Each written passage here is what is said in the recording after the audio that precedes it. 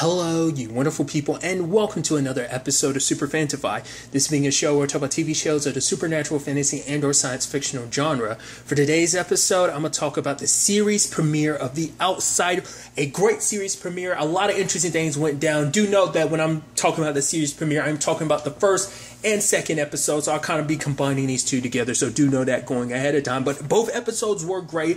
It is interesting. Obviously, I'm going into this not having the knowledge of the book. I've never read the book. I've talked about it before. I've actually never read any of Stephen King's books. I've just always seen the adaptations. But so I'm going into this story not knowing anything.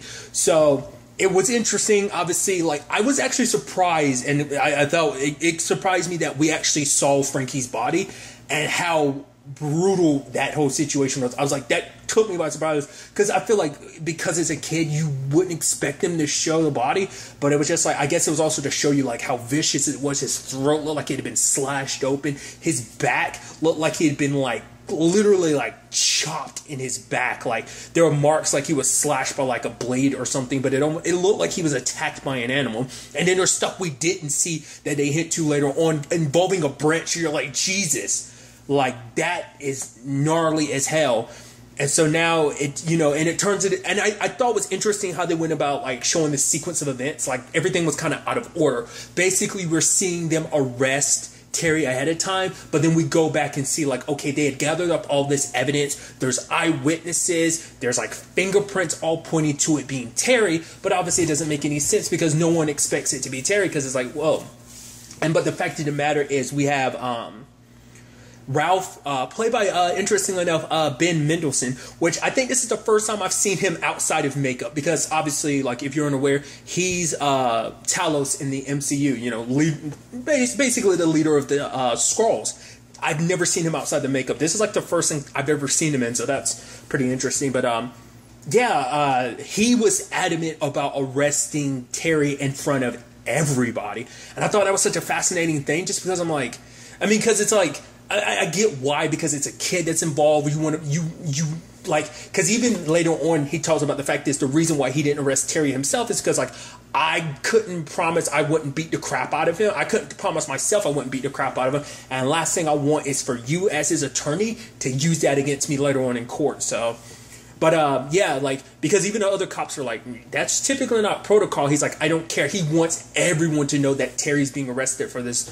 for Frankie's murder, because it wasn't just a murder. There was a lot of just atrocities with, what happened to Frankie. So obviously, he wanted to make a point, because I think it also stemmed from, being a father himself, because this kind of pops up in the second episode. But I think when he looked at Frankie, having lost a son already, he looked at Frankie and probably saw Derek, so I think that's what, because even he kind of talked about the fact is that it's still there, like, despite everything, like, he kind of feels like he carries that with him on whatever case he's working. And this also involving a kid, probably it just reminisces and makes him think about Derek, so it made it that much more personal. But obviously he went through all the, like, obviously, like I said, eyewitness said literally everything pointed to Terry literally being guilty as sin. When he gets arrested, he's like, because I was almost wondering if Terry's going to be like, I didn't do it, but like, I thought he was going to put up much of a fight. It's like, no, he's like, wait, what are you doing? What do you mean you arrested me? He's like, no. And then even like,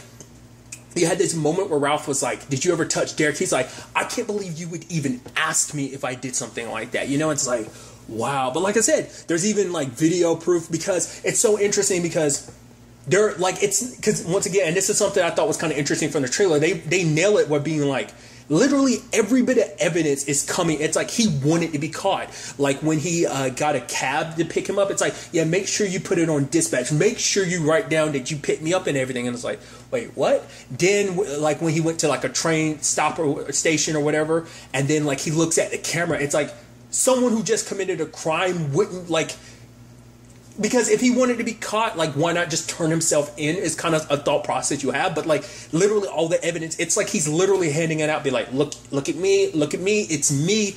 And that was the point.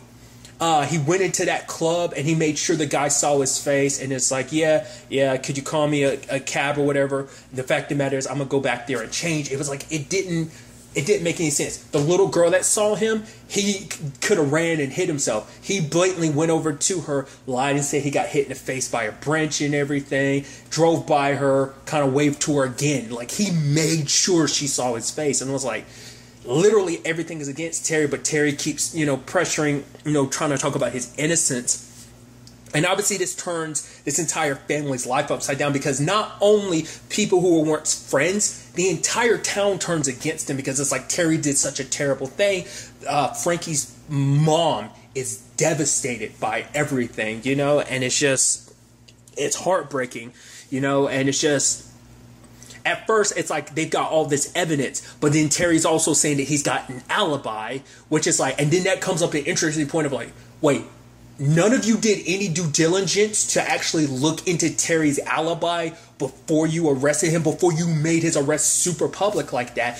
Well, it's because for them, it's like, we had such a surefire thing. We don't need anything because we got all this proof that he did it.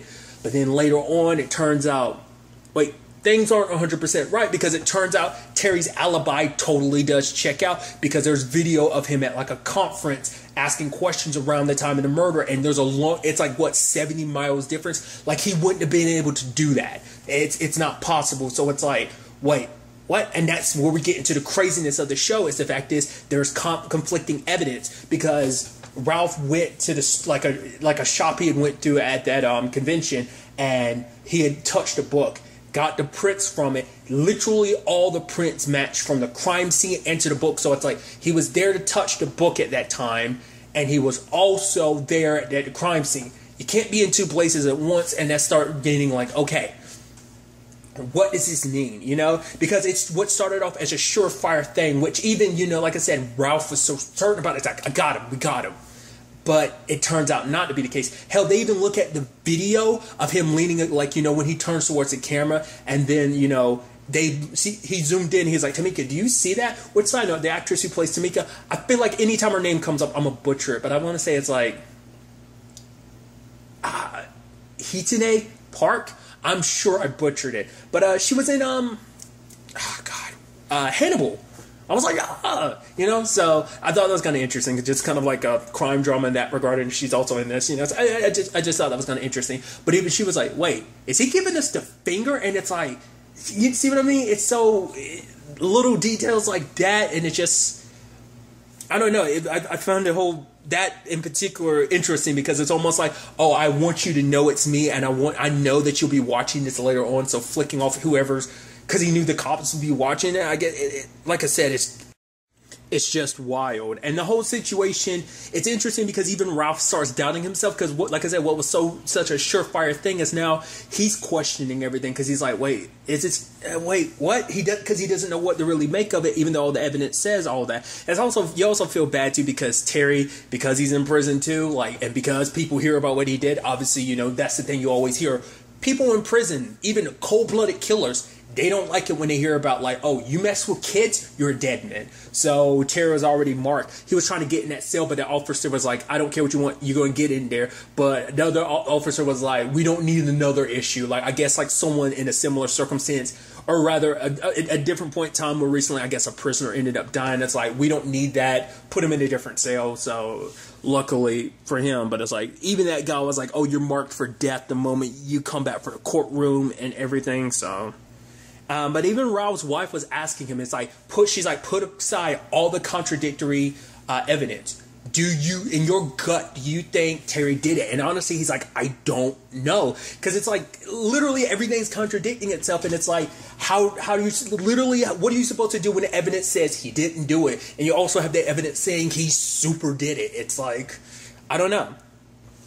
And then there's also this person, or rather thing, you constantly see throughout the episodes. It's someone in a green hoodie. It's got like this disfigured face or something. You don't know whether it's like a mask or whether that's actually the person's face, but they show up at least 3 times altogether throughout all of this. I think when the police were searching Terry's house, then outside of the courtroom, and then later on when Frankie's dad was trying to kill himself, he was like a couple houses down. You can see way in the background. So whatever that thing is. So I don't know whether it's a thing that like, because obviously like the question is like, is this a person or thing watching its handiwork, or is this meant to be a situation where it's like maybe its presence brings ruin and death? Maybe its presence is just a sign of that. I kind of lean more towards the former, but maybe there's some form of the latter as well. But either way, that's kind of an interesting background situation. I'm like, what the hell is that about? So the thing that honestly took me completely by surprise was Terry getting killed. I did not see that coming. I was like, I thought he'd be there the entire investigation and the entire plot. I thought he'd be in jail the entire time. So I was like, I didn't expect them to kill him off in episode 2. That was really interesting. I mean, that's sad too, because it's like, you know, Frankie's family, like what that did. The mom died. Well, Frankie dies, the mom dies. The son was so devastated because not only did they have to get one, like before, no, it hasn't even been that long since his brother died. He already lost his mom. And he tries to kill Terry. Hell, he shot a couple cops, and that was just gnarly because, like, they gave you a different camera angle of that headshot. You saw just, like, the splatter. That was, like, I mean, it's HBO, so I don't know why I'm surprised, but it still kind of goes, woo, that's... But the moment it was going down, I was like, oh, that's going to be the son. He wanted to get revenge for his brother, and it's like... And like, even with his dying breath, Terry was like, I didn't do it. Because I even liked that him and, you know, Ralph and Terry had that talk at the prison and everything. Because he was like, you know, did you, you know, it's like, he's like, because he was looking for Terry to tell him to be able to explain why all this evidence is saying you did it, while also evidence is saying you didn't do it, you know. And so he's trying to say, like, yeah, the DA would be pissed at me just like your lawyer would be pissed at you for talking to me right now. But it's like, we got to figure this out. And I like that moment of him being like, you asked me before if I touched Derek. And he's like, and the answer is, I, like, you know, I hope I did. In the sense of, like, you know, because obviously, I'm obviously in the context of me saying it like that, it sounds wrong. But in the context of, like, he helped the kid out. He was known as the Whiffer. And then he became... the pusher, I think is what he was saying. You know, he taught Derek how to bunt, you know, so it's like it touched him in that way that I influenced his life, that, you know, you didn't teach him that, I taught him that. Like, the fact is that I touched him in a sense that I made, you know, I taught him something that, you know, I helped him grow, you know.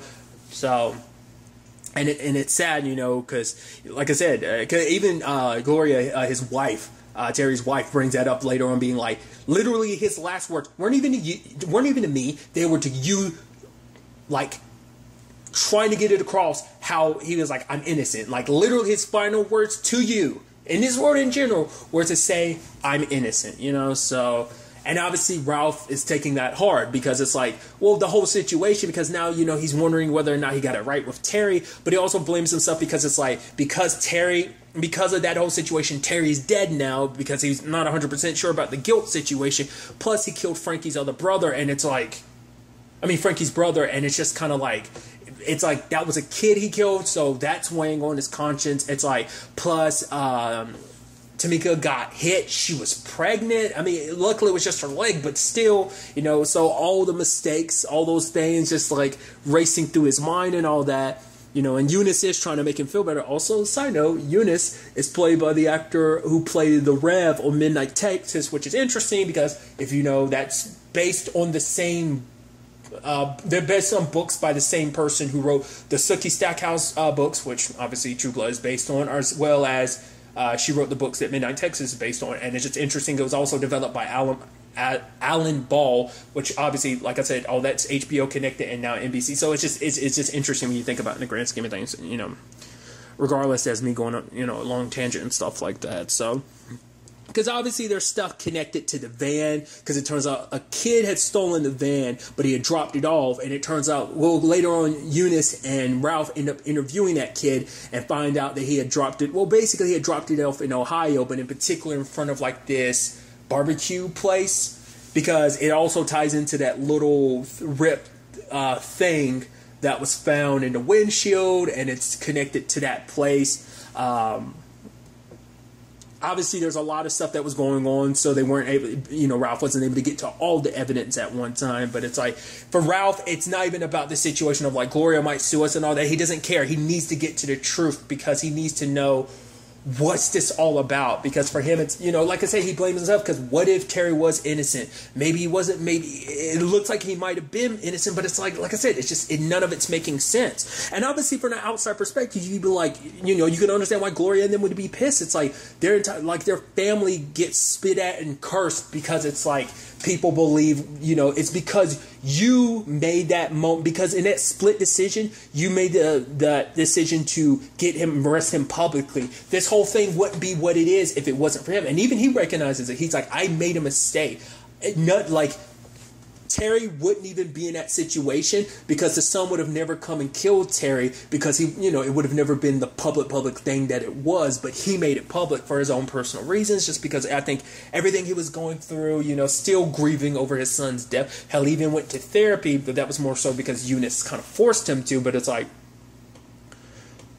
obviously his son's still a touchy subject, because he was like, I'm not here to talk about that, and for him it's like, and I love that line where he was kind of basically like, when people say I'm only here to help, he feels like that's where more trouble starts. Because for him, he feels like having to see a therapist and stuff like that, and rather being kind of like all out of work for like 2 weeks or whatever, he feels like he's being punished, like I did something wrong. But even subconsciously, he's thinking he did something wrong, not just with the Terry thing, but also just because like he killed. Yeah, you stopped a bad guy, but it was at the same time, it was a kid who was getting revenge for his dead brother. So it's a whole thing. Which is also interesting too in the grand scheme of things, of like circling back to it. Like it's like I said, the whole Frankie thing gets messed up, but it's like, the teeth marks, was another thing, because that's why Terry had like blood around his mouth, because apparently he had eaten part of Frankie. So it's like, so there's a cannibalistic angle to all of this. They're trying to piece all these puzzle pieces together, because there's another angle to this too, where it's like, one of their children, one of Gloria and Terry's children is, what's her name, Jessa? She keeps seeing some man, which I'm wondering, is it green hoodie that she keeps seeing? And her mom keeps thinking it's a dream, except at one point, the third time it happened, we see that there's like puddles of water, so there was someone there. So the question is, why is it that she's the only one that can see him? Is he doing it on purpose to mess with her? Or does she have, like, why is it like no one else is seeing him? Especially, but to be fair, like everyone else is asleep, so he's just silently moving around their place. Because I was almost like, when it first happened, I was almost thinking like, oh, she's going to find some evidence of like, my daughter might not just be, having a nightmare. There might be some validity to this, but obviously for right now, it just seems like she's having a nightmare. But I'm like, I'm wondering what that's all about. Like, it's almost like who's ever behind all this is almost like a personal interest in their family, and I'm wondering why. Because, looking into all this evidence, obviously you have, Ralph wanting to talk to Gloria, but she doesn't want to really listen because of everything. Because it's like, I want you to tell me, how do we fix this? Where it's a situation, like I said, everywhere they go, everyone's going to recognize them. It's like, oh, like her daughters no longer have friends, like people throw crap at their house, and so it's like, how do we escape that? We could move, but it doesn't matter, their name is forever tarnished. But for him, it's like, you help me clear Terry's name, this all goes away by capturing the real person behind it. But obviously Gloria didn't want to listen, but then she saw her daughter on the steps hearing all of that. So I think that changed her mind. So she was a little more open. And probably, because the lawyer comes and visits Ralph later, and he makes it clear, like, she can sue us all she wants and stuff. But the fact of the matter is, because even the DA dude, he backed out of, like, he was running for office, but he was like, yeah, because the whole situation got soured. So, and I think for him, there's no winner in this situation. So, jumping into office off the backbone of all of this, he wanted to he wanted to win, come off with a squeaky clean win, a good win, a high profile win. But now it's turned into a muddy mess. So it's like, obviously he doesn't want to start his, he feels wrong off of that. So good on him for backing down at least not, he's not a complete and utter asshole, because a true asshole would have been like, no, I'm going forward with everything. So the fact is he backed down, because the thing for him, it's like, we just kind of have to, because for him, it's like the DNA evidence proves that it was Terry there. His DNA was on Frankie, but obviously it's like, well, DNA isn't clear cut, but that's the thing. It's like, if this ever went to trial, because he tried to say like, we weren't wrong, because like the fact is, this evidence is further proves our point that like Terry was there. So even in court, they wouldn't be able to kind of, even with their video, like it's not clear cut on either side. But obviously, like the defense had more ample stuff to be like, yeah, despite what the evidence says, look, Terry was here, you know, so that kind of screws over a lot, but still. But every time, you know, Ralph would kind of bring up, you know, the van and stuff like that, Gloria's like, I don't know what you're talking about.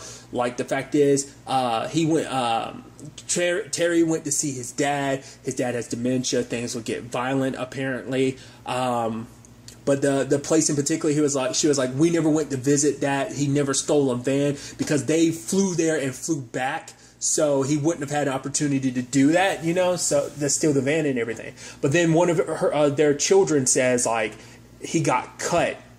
And it's like, yeah.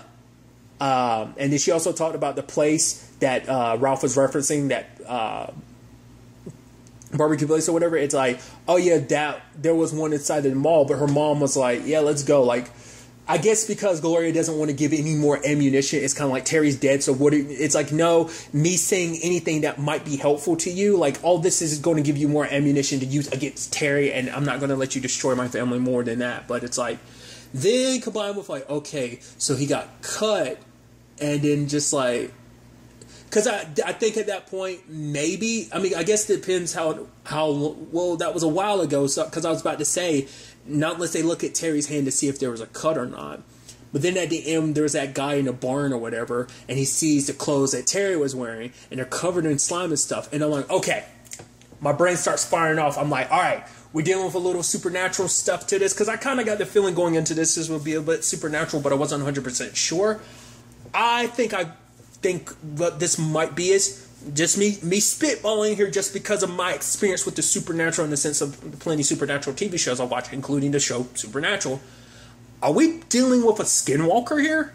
I mean, is that what this whole thing's going to be? If you know, don't spoil it. I don't want to know. I'm just throwing out stuff. That's just how I do this. But I'm assuming a skinwalker, because it would explain how someone looks exactly like him the moment they cut whoever the person was that he ran into in that hallway. They got his blood, and that's all they needed to do to look like him. So, and it might turn, I think maybe that's something we'll start looking into too. Are there going to be other cases where people went to jail for a crime they didn't commit, but all the evidence says they did commit it? I don't know. I mean, I guess it depends on the mythology. I was like, are skinwalkers typically cannibals? Because why would the skinwalker go through that, do such a... Because it wasn't even just about... It was more than just a kill and eating. It was like other terrible... Like I said, all the shit was done. So it's like, I don't know what to make of that, you know? And why Terry in particular? And like I said, because it almost feels like this was targeted against their family, but why? Is it something have to do with Terry's past or what? Because like I said, it's like despite everything, even though this whole thing is played out the way it is, whatever this thing is, it's still hanging around Terry's family for some reason. Not unless we're like, it's a family curse. Not unless we're dealing with something like that. I don't know what to make of that, you know? So I'm curious. And like I said, there's a lot I still need to talk about. The Frankie's dad. Wasn't he the pilot in last season 1 of Manifest? The dad? I think he was. I could not, unless I'm mistaken. That was just sad. Like that family went through a lot. So that's why I'm kind of wondering if that, because it almost seems like it follows tragedy. So either it's like maybe it gets off on tragedy, so like knowing that entire family destroyed, maybe that's what, because like it showed up there, it knew to be there. That's why I'm like, when Frankie's dad was hanging himself, it's like, well, Mr. Peterson, like it knew to be there. So that's why I'm like, I don't know, you know, what to kind of make of that. And there was even that dude Jake, which I feel like I'm recognizing faces all over. Like, isn't that Ruth from Ozark, Ruth's uncle / Wyatt's dad? Isn't that him? Because if that is him, I have to look in IMDb who played that other cop Jack. But it's like, if that's him, that'd be interesting, because obviously Jason Bateman playing Marty on Ozark, so that'd be interesting that was a connection, that they'd be literally in this another thing together. But regardless, I'm interested with that whole Jack thing too, because like he gave that dude in the bar/strip club, gave him a wedgie, like literally almost giving him an atomic wedgie, pulled his damn underwear up and like literally broke the elastic in him. And I was like, that's extreme. That he was drunk and stuff, and he's like, oh, go to police, fix your balls, man. I'm like, okay, and you're a cop too? I didn't like that. That's interesting. But he was like on a hunting trip, and he got interrupted. Now, later on, we cut to that boar or whatever he was hunting was like dismembered. So the question is like, because the way he just threw his bags in there and the way they cut it, I was like, did he leave? Or did he go back? Was he in such a rage that he like sliced that thing up like that? Or is that implying that there was something or someone else out there who did that instead? I'm thinking that's supposed to be Jack kind of represent, because you can definitely tell they're setting it up to be like, oh, he has a short temper. Not unless, just saying, we're hinting to the fact is that there was them secretly showing us that Jack was in two different places. That one of those Jacks, the one that was getting all drunk and stuff like that, maybe that particular Jack is the real Jack, and then or maybe the one that I don't know. Maybe it's kind of a repeat of the Terry situation. That's why I was like, maybe we're having maybe there's been other murders like this, and maybe there's going to be a future one. I mean, that's why Ralph is saying, like, we got to catch the person behind this, because we don't want what's happening with this whole Frankie situation to happen to someone else's family, So, I don't know. Like I said, I'm just throwing out my wild theories. Once again, if you've read the book and know him, please don't tell me. I don't want, anything spoiled for me. Just, But I'm very excited to ultimately see where all this ends up taking us going forward into the next episode. But really, that's all I want to talk about. So the next time we meet, be happy, be safe, live life to the fullest, and enjoy it. Good day, and goodbye.